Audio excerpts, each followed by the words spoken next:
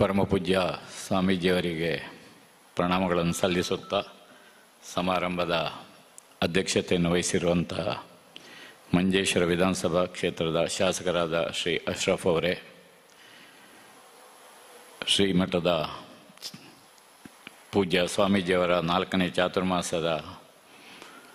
ಚಾತುರ್ಮಾಸ ಸಮಿತಿಯ ಅಧ್ಯಕ್ಷರಾದ ಶ್ರೀ ಬಲರಾಮ ಆಚಾರ್ಯ ಅವರೇ, ಇಲ್ಲಿ ಸೇರಿರುವ ಶ್ರೀಮಠದ ಎಲ್ಲ ಅಭಿಮಾನಿ ಭಕ್ತರೇ, ಯಕ್ಷಗಾನದ ಅಭಿಮಾನಿಗಳೇ ಹಾಗೂ ಕಲಾವಿದ ಸ್ನೇಹಿತರೆ, ಮೊದಲಾಗಿ ನಾನು ಸಮಾರೋಪ ಭಾಷಣ ಅಂತ ಹೇಳಿದರು. ಸಮಾರೋಪ ಭಾಷಣ ಅಂತ ಅಲ್ಲ, ನಾನು ಪ್ರತಿಷ್ಠಾನದ ವತಿಯಿಂದ ಈ ಕಾರ್ಯಕ್ರಮದಲ್ಲಿ ಭಾಗವಹಿಸಿದ ಎಲ್ಲ ಕಲಾವಿದರಿಗೂ ಮತ್ತು ಅದನ್ನು ವೀಕ್ಷಿಸಿದ ಮತ್ತು ಕೇಳಿದ ಎಲ್ಲ ಕಲಾಭಿಮಾನಿಗಳಿಗೂ ಪ್ರತಿಷ್ಠಾನದ ವತಿಯಿಂದ ಕೃತಜ್ಞತೆಗಳನ್ನು ಸಲ್ಲಿಸಲಿಕ್ಕಾಗಿ ಇಲ್ಲಿ ನಿಂತಿದ್ದೇನೆ.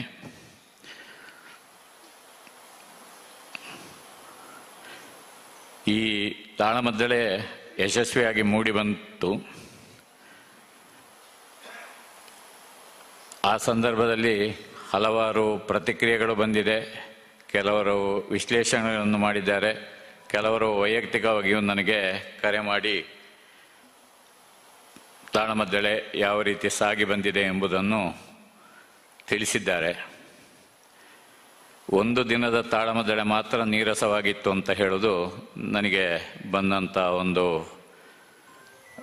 ಅಭಿಪ್ರಾಯ ಮತ್ತು ವಿಶ್ಲೇಷಿಸಿದವರು ಹೇಳಿದಂಥ ವಿಷಯ. ಜನ ಹೇಳ್ಬೋದು, ಅವನಿಗೆ ಹೇಳಬೇಕಾಗಿದ್ದವರನ್ನು ಬೇರೆಯವರು ಹೇಳಿದರು ಅಂತ ಹೇಳಿದ್ದಾನೆ ಅಂತ. ಆ ಥರ ತಿಳ್ಕೊಂಡ್ರೂ ತೊಂದರೆ ಇಲ್ಲ. ಅಂತೂ ಅದು ನಾನು ಕಲಾವಿದರ ತಪ್ಪು ಅಂತ ಹೇಳೋದಿಲ್ಲ. ಏನೋ ಆ ದಿನ ಅಷ್ಟು ಉತ್ಸಾಹದಿಂದ ಇರಲಿಲ್ವ ಕಲಾವಿದರು, ಅಲ್ಲ ಇನ್ಯಾವುದೋ ಕಾರಣಕ್ಕೆ ಸ್ವಲ್ಪ ಒಂದು ಪ್ರಸಂಗ ಸ್ವಲ್ಪ ನೀರಸವಾಗಿತ್ತು. ಅದು ಬಿಟ್ಟರೆ ಉಳಿದ ಎಲ್ಲ ಕಾರ್ಯಕ್ರಮಗಳು ಅತ್ಯಂತ ಯಶಸ್ವಿಯಾಗಿ ನಡೆದಿದೆ. ತಾಳಮದ್ದಳೆಯಲ್ಲಿ ಚರ್ಚೆ ಬೇಕು ಅಂತ ಹೇಳುವವರಲ್ಲಿ ನಾನೊಬ್ಬ, ಬೇಡ ಅಂತ ಹೇಳುವವರ ಒಂದು ವಿಭಾಗ ಕೂಡ ಇದೆ.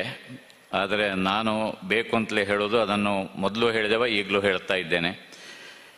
ಬಹುಶಃ ಚರ್ಚೆಯನ್ನು ಜನರು ಕೂಡ ಇಷ್ಟಪಡ್ತಾರೆ ಎಂಬುದಕ್ಕೆ ಈ ತಾಳಮದ್ದಳೆ ಸರಣಿಯಲ್ಲಿ ಅದನ್ನು ವೀಕ್ಷಿಸಿದ ವೀಕ್ಷಕರ ಸಂಖ್ಯೆಯನ್ನು ನೋಡಿದಾಗ ಜನ ಇಂಥ ತಾಳಮದ್ದಳೆಯನ್ನು ಇಷ್ಟಪಡ್ತಾರೆ ಎಂಬುದು ನಾವೆಲ್ಲರೂ ಒಪ್ಪಿಕೊಳ್ಳಲೇಬೇಕು. ಯಾಕೆಂದರೆ ಬಹಳಷ್ಟು ತಾಳಮದ್ದಳೆಗಳದ್ದು ನೇರ ಪ್ರಸಾರ ಆಗ್ತದೆ, ಆದರೆ ಅದರಲ್ಲಿ ಇರುವಂಥ ವೀಕ್ಷಕರ ಸಂಖ್ಯೆ ಬಹಳ ಕಡಿಮೆ ಇರ್ತದೆ. ಈ ಸಂಖ್ಯೆ ಕಡಿಮೆ ಇರಲಿಕ್ಕೆ ತಾಳಮದ್ದಳೆ ನೀರಸವಾಗಿರೋದು ಕೂಡ ಒಂದು ಕಾರಣ ಅಂತ ನಾನು ಖಂಡಿತವಾಗಿ ಹೇಳಬಲ್ಲೆ. ಯಾಕೆಂದರೆ ನಾವು ಒಂದು ತಾಳಮದ್ದಳೆಯನ್ನು ನೇರ ಪ್ರಸಾರದಲ್ಲಿ ವೀಕ್ಷಿಸ್ತಾ ಇರುವಂಥ ಸಂದರ್ಭದಲ್ಲಿ ಈ ರಂಗದಲ್ಲಿ ಸಂವಾದಗಳು ನೀರಸವಾಗಿದ್ದಾಗ ಖಂಡಿತವಾಗಿಯೂ ವೀಕ್ಷಿಸುವಂಥ ಪ್ರೇಕ್ಷಕರ ಸಂಖ್ಯೆ ಒಮ್ಮಿಂದೊಮ್ಮೆಗೆ ಕಡಿಮೆ ಆಗ್ತದೆ. ಇದನ್ನು ಕಲಾವಿದರು ಕೂಡ ಗಮನಿಸಬೇಕು ಅಂತ ನಾನು ಕಲಾವಿದರಲ್ಲಿ ಕೇಳಿಕೊಳ್ತೇನೆ. ಯಾಕೆಂದರೆ ಹೆಚ್ಚಿನವರು ತಾಳಮದ್ದಳೆ ನಡೀತಾ ಇರುವಾಗಲೇ ಮೊಬೈಲ್ ಆನ್ ಮಾಡಿಕೊಂಡೇ ಇರ್ತಾರೆ. ಅದನ್ನು ಅಂದರೆ ಸೌಂಡ್ ಕೊಡದಿದ್ದರೂ ಅದನ್ನು ವೀಕ್ಷಿಸ್ತಾ ಇರ್ತಾರೆ. ಅಂಥ ಸಂದರ್ಭದಲ್ಲಿ ಅವರು ವೀಕ್ಷಕರ ಸಂಖ್ಯೆಗೆ ಒಮ್ಮೆ ಕಣ್ಣಾಡಿಸಿದರೆ ಇದು ನೀರಸವಾಗ್ತಾ ಹೋಗ್ತಾ ಇದೆ ಅಂತ ಪ್ರೇಕ್ಷಕರು ಹೇಳ್ತಾ ಇದ್ದಾರೆ ಅಂತ ಹೇಳೋದನ್ನು ಅವರು ಕಂಡುಕೊಳ್ಳಲಿಕ್ಕೆ ಸಾಧ್ಯ. ಹಾಗೆ ಅಂತ ಕಲಾವಿದರೆಲ್ಲ ಮೊಬೈಲ್ ಇಟ್ಟುಕೊಂಡು ಮೊಬೈಲನ್ನು ನೋಡ್ತಲೇ ಅರ್ಥ ಹೇಳಬೇಕು ಅಂತ ನಾನು ಹೇಳೋದಲ್ಲ. ಆ ರೀತಿ ಮಾಡೋರು ಅದನ್ನು ಕೂಡ ವೀಕ್ಷಿಸಿದರೆ ಸ್ವಲ್ಪ ಗುಣಮಟ್ಟ ಕಡಿಮೆ ಆಗದಾಗೆ ನೋಡಿಕೊಳ್ಬೋದು. ಎಲ್ಲ ಕಲಾವಿದರು ಶಕ್ತಿ ಮೀರಿ ಅಂದರೆ ತಮ್ಮ ಸಾಮರ್ಥ್ಯದ ಪೂರ್ಣ ಪ್ರದರ್ಶನವನ್ನು ಕೊಟ್ಟಿದ್ದಾರೆ. ತಾಳಮದ್ದಳೆ ಅತ್ಯಂತ ಉತ್ತಮವಾಗಿ ಮೂಡಿ ಬಂದಿದೆ. ನಾವು ಪ್ರಥಮ ವರ್ಷ ಅಂದರೆ ಸ್ವಾಮಿಗಳ ದ್ವಿತೀಯ ಚಾತುರ್ಮಾಸದಲ್ಲಿ 7 ದಿನದ ತಾಳಮದ್ದಳೆಯನ್ನು ಏರ್ಪಡಿಸಿದ್ದೆವು. 2ನೇ ವರ್ಷ 8 ದಿನದ ತಾಳಮದ್ದಳೆ ಮತ್ತು ಈ ವರ್ಷ 9 ದಿನಗಳ ತಾಳಮದ್ದಳೆಯನ್ನು ಏರ್ಪಡಿಸಿದ್ದೇವೆ. ಬರುವ ವರ್ಷ 10 ದಿನದ್ದು ಮಾಡಲಿಕ್ಕೆ ನಮ್ಮಿಂದ ಏನೂ ಆಕ್ಷೇಪ ಇಲ್ಲ. ಆದರೆ ಈ ಚಾತುರ್ಮಾಸದ ಪೂರ್ಣ ಅವಧಿಯನ್ನು ಇವರೇ ಆಕ್ರಮಿಸ್ತಾರೆ ಅಂತ ಹೇಳುವಂಥ ಒಂದು ಅಪವಾದ ಬರಲಿಕ್ಕೂ ಸಾಕು.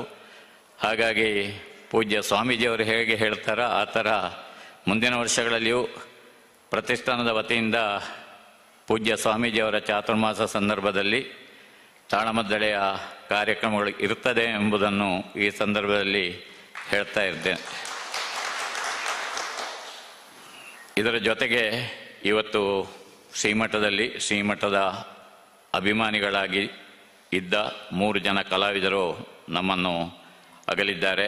ಅವರಿಗೆ ಸಂಸ್ಮರಣೆಯನ್ನು ಕೂಡ ಮಾಡುವಂಥ ಒಂದು ಕಾರ್ಯಕ್ರಮ ಪೂಜ್ಯ ಸ್ವಾಮೀಜಿಯವರ ನಿರ್ದೇಶನಂತೆ ನಡೀತಾ ಇದೆ. ಒಬ್ಬರು ಶ್ರೀಯುತ ಸುಬ್ರಹ್ಮಣ್ಯ ದಾರೇಶ್ವರರ ಬಗ್ಗೆ ಒಂದೇ ಮಾತಿನಲ್ಲಿ ಹೇಳುವುದಿದ್ದರೆ, ಯಕ್ಷಗಾನದಲ್ಲಿ ಕಾಳಿಂಗನಾವುಡ್ರೆಂಬ ಪ್ರಚಂಡ ಚಂಡಮಾರುತದ ಎದುರೇ ಕೂಡ ಅಲುಗಾಡದೆ ನಿಂತಂಥ ಒಂದು ವ್ಯಕ್ತಿ ಇವರು ಶ್ರೀಯುತ ದಾರೇಶ್ವರರು. ಉತ್ತಮ ರಂಗ ನಿರ್ದೇಶಕರು, ಉತ್ತಮ ಭಾಗವತರು, ಶ್ರೀಮಠದ ಮತ್ತು ಸ್ವಾಮಿಗಳ ಅಭಿಮಾನಿಗಳಾಗಿದ್ದವರು. ಇನ್ನೊಬ್ಬರು ಶ್ರೀಯುತ ಕುಂಬ್ಳೆ ಶ್ರೀಧರರಾಯರು. ಆರಂಭದಲ್ಲಿ ಅವರು ಪ್ರಸಿದ್ಧಿಗೆ ಬಂದದ್ದು ಸ್ತ್ರೀವೇಷದ ಮೂಲಕ. ಕುಂಡಾವು ಮೇಳದಲ್ಲಿ ಕನಕಮಾಲಿನಿ ಎಂಬ ಹೇಳುವ ಒಂದು ಪ್ರಸಂಗ, ಅದರಲ್ಲಿ ಕನಕಮಾಲಿನಿಯ ಪಾತ್ರವನ್ನು ಮಾಡಿ ಪ್ರಸಿದ್ಧಿಗೆ ಬಂದವರು. ಮುಂದಿನ ದಿನಗಳಲ್ಲಿ ಧರ್ಮಸ್ಥಳ ಮೇಳದಲ್ಲಿ ಪ್ರಸಿದ್ಧ ಸ್ತ್ರೀವೇಷಧಾರಿಗಳಾಗಿದ್ದರು. ಆಮೇಲೆ ಅವರಿಗೆ ವಯಸ್ಸಾದ್ದರಿಂದ ಪುರುಷ ಪಾತ್ರಗಳನ್ನು ನಿರ್ವಹಿಸಲಿಕ್ಕೆ ಆರಂಭಿಸಿದರು. ಧರ್ಮಸ್ಥಳ ಮೇಳದಲ್ಲಿ ಧರ್ಮಸ್ಥಳ ಕ್ಷೇತ್ರ ಮಹಾತ್ಮೆಯ ಅಮ್ಮುದೇವಿ ಮತ್ತು ಇನ್ನೊಂದು ನಾನು ಅವರೊಂದು ಅತ್ಯಂತ ಹೆಚ್ಚು ಮೆಚ್ಚಿಕೊಂಡಂಥ ಪಾತ್ರ ದಮಯಂತಿ ಪುನರ್ಸ್ವಯಂವರದ ದಮಯಂತಿ ಪಾತ್ರವನ್ನು ಅತ್ಯುತ್ತಮವಾಗಿ ಅಭಿನಯಿಸ್ತಾ ಇದ್ದಂಥ ಒಬ್ಬ ಕಲಾವಿದ. ಇನ್ನೊಬ್ಬರು ಪುತ್ತೂರು ಗಂಗಾಧರ್ ಅವರು. ಧರ್ಮಸ್ಥಳ ಮೇಳದಲ್ಲಿ ಎಲ್ಲ ಪಾತ್ರಗಳನ್ನು ಮಾಡಿದ್ದಾರೆ ಅಂತ ಹೇಳಿದರೂ ತಪ್ಪಾಗಲಿಕ್ಕಿಲ್ಲ. ಅವರು ಪುಂಡು ವೇಷಧಾರಿಯೂ ಹೌದು, ಕಿರೀಟ ವೇಷಧಾರಿಯೂ ಹೌದು, ಬಣ್ಣದ ವೇಷಗಳನ್ನು ಮಾಡಿದ್ದಾರೆ, ಹಾಸ್ಯಗಳನ್ನು ಮಾಡಿದ್ದಾರೆ, ಸ್ತ್ರೀವೇಷವನ್ನು ಮಾಡಿದ್ದಾರೆ. ಬಹುಶಃ ಪುತ್ತಿಗೆ ಹೊರಡರು ಅವರಿಗೆ ಬರೆಯದಂಥ ವೇಷ ಇರಲಿಕ್ಕಿಲ್ಲ. ಆ ರೀತಿ ಎಲ್ಲ ಪಾತ್ರಗಳನ್ನು ನಿರ್ವಹಿಸಿದ ಒಬ್ಬ ಸಮರ್ಥ ಕಲಾವಿದ. ಈ 3 ಕಲಾವಿದರಿಗೆ ಕೂಡ ನಾನು ಅವರನ್ನು ಸ್ಮರಿಸುತ್ತಾ, ಈಗಾಗಲೇ ಅವರು ಸಾಯುಜ್ಯವನ್ನು ಭಗವಂತ ಅವರಿಗೆ ಕರುಣಿಸಿದ್ದಾನೆ ಎಂಬ ನಂಬಿಕೆಯಿಂದ ಅವರಿಗೆ ವಂದನೆಗಳನ್ನು ಸಲ್ಲಿಸ್ತೇನೆ.